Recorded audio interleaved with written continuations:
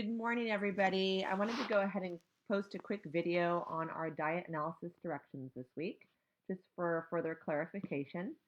So we are in week 5, and this week we have one of our major assignments, the diet analysis, due by Sunday.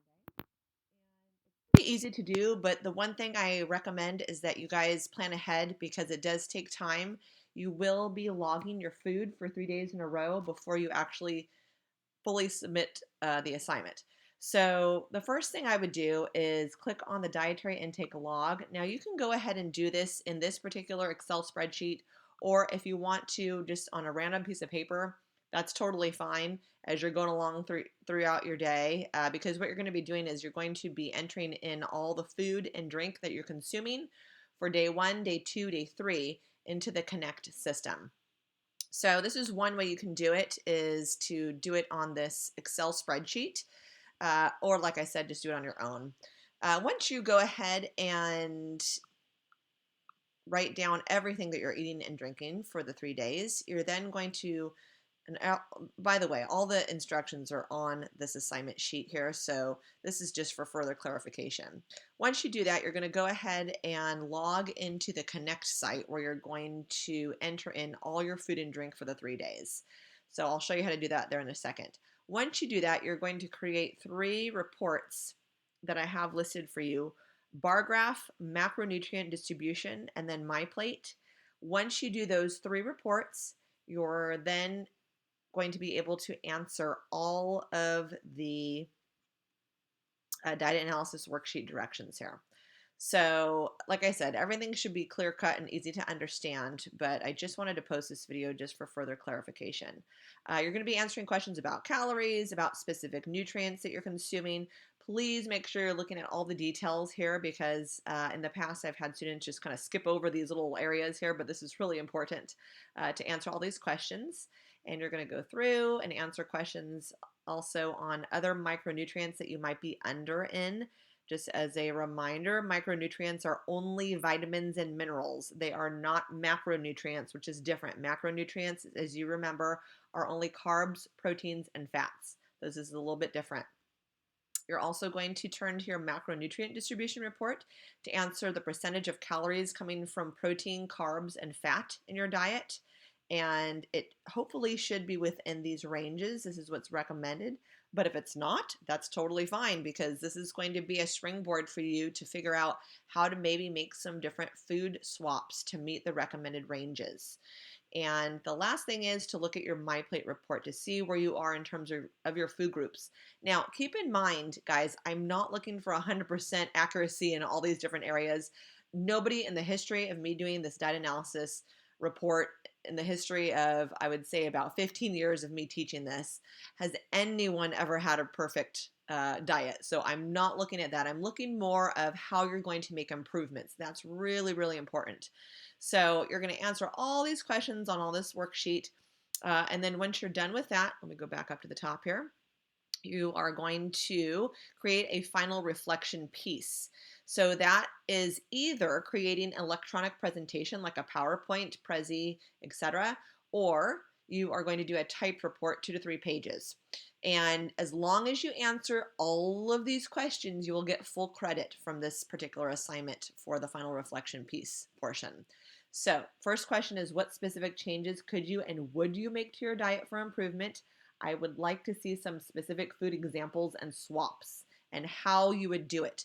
So for an example, one of the common things I see with student analysis is that students tend to skip breakfast. So if that is you, then if that's something you want to improve on, you could, for example, say, I want to start including breakfast in my day, and I'm also lacking in calcium and vitamin D, so I'm going to start making smoothies with milk and or almond milk that has the vitamin D and calcium in there.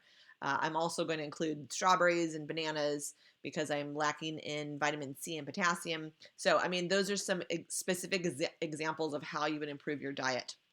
Why is it important for you to make these changes? So consider maybe some specific diseases that you have in your family. Are there nutrient deficiencies that could occur from these particular vitamins and minerals that you're not currently getting in your diet? Uh, and then also, do you think these changes are sustainable? So are these things that you could make happen for a long period of time? Why or why not? And then did you feel this analysis was accurate? Why or why not? Everyone has a different response for that. And the last thing is include a brief dedication for whom you'd like to make these changes. So it's really important that you don't forget this, because research has shown that when we include a dedication for somebody or even to yourself, you're actually more apt to make these changes in real life. It's not just a school assignment and then you're done with it. So that's pretty much the gist of it. Let me go ahead and show you now how to log on to Connect and access the NutriCalc Plus program, because that's what you're going to be using for this assignment. And I know you're all logged into Connect, so that's awesome. You shouldn't have a problem accessing that. So I like to go this way. I'm not sure how you guys are currently getting there, but I just like to go this way. It's easy for me. Just going to the McGraw-Hill Connect link on the home page. The home page seems to be my friend in Canvas always. That's where I go when I get lost. Okay, so going to the Connect section here. Now my site might look a little different because I'm in instructor view, so let me switch it over to student view so you can see what it looks like from your perspective. And I believe the NutriCalc Plus program is over here for you guys. Let's see when it pops up. Okay, it's loading, and it should be down here. There it is. So it's kind of hidden. It doesn't really show it in a big icon or anything, but it's called Nutrition Calc Plus. Click on that, and that will take you over to their website. Now, this is very easy to follow, and it should be very easy for you guys to follow. But the first thing you're going to do is create a profile. It even tells you here, follow these 4 steps to complete your diet analysis. Create a profile. That's going to ask for your name, age, weight, activity level, etc. And then once you do that, you're going to go to intakes, and you're going to start inputting in the different foods that you've included for your, this is one of my friends, Sean Johnson. I'll do Professor E, that you're going to include the foods that you included for your diet for the 3 days. So I'm just going to give you an example. Let's say I had eggs this morning. I'm going to click on eggs. Now you'll notice there's a ton of different types of eggs here. So you got to go through the list and figure out the one that best is matching to whatever you included in your diet. Over 500 foods found. Usually towards the top are the ones that you are most likely consuming. So I'm just going to put add here. And what happens is the default will pop up. So this is the amount that a typical person would have in a typical sitting. So I would include that one if you're not quite sure. But let's see, I'm going to say I had it for breakfast, and I had, let's see, it's easier for eggs. Let's say I had 2. And I'm going to then save changes, and it should change it here. Okay, good. So I can tell because it increased the calories. So I would do that for all the different foods and beverages. Do not feel ashamed of how you're eating. Like I said, I'm really not concerned with what you're eating currently. I'm more concerned with how you're going to make changes. And trust me, I've seen it all. Okay, guys? So don't worry about that. And again, nobody has a perfect diet. So once you do that, you're going to go do that for the 3 days by clicking on the 3 days in the calendar here. So, day 1, day 2, day 3. And then after you've done your 3 days, you're going to go up to reports. You can, if you want to, include activities. This is physical activities. But for this particular assignment, I'm not requiring that you do that. You're going to click on reports. And again, the 3 reports that you're going to need for this assignment are the bar graph report, the macronutrient distribution report, and then also the MyPlate report.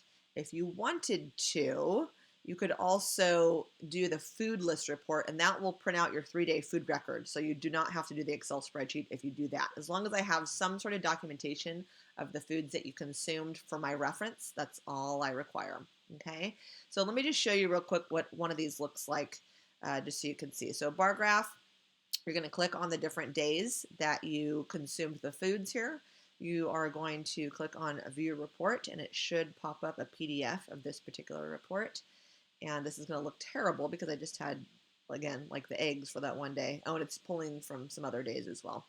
And you're going to go through, again, that worksheet and answer all the specific questions, okay, on that. This report will probably be helpful for most of that dietary analysis worksheet for you. Okay, answering all the questions about the specific nutrients. And then, like I said, you have the other two. All right, so that's just a very quick tutorial of how to do this particular assignment. If you guys have any particular questions, please let me know. I'm always here to help you guys out, and have a great day. Okay, thanks.